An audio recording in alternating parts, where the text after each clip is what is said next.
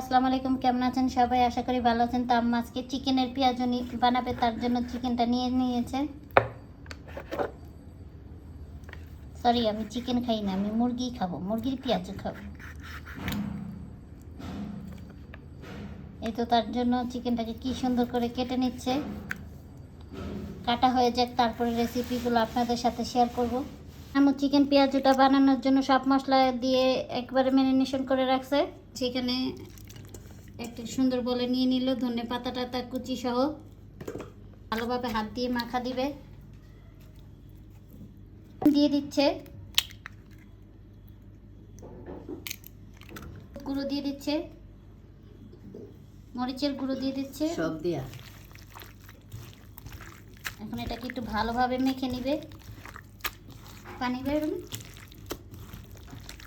বড় বড় চিকেন না মুরগি খাওয়াই। মুরগিটা ভালোভাবে মাখানো হয়ে গেছে। কি সুন্দর পেঁয়াজু বানিয়ে রাখছে। চিকেন পেঁয়াজুটা বানাবে, তাহলে দিয়ে দিচ্ছে কুচি করে। কি সুন্দর সবগুলো দিয়ে দিচ্ছে। ভাজা হয়ে গেলে আপনাদের সাথে শেয়ার করবো। তো কি সুন্দর চিকেন পেঁয়াজুটা হয়ে গিয়েছে। তো আজকে পর্যন্ত এখানে, সবাই ভালো থাকবেন, আল্লাহ হাফেজ। আর আমাদের পেজটা লাইক কমেন্ট শেয়ার করে পাশেই থাকবেন।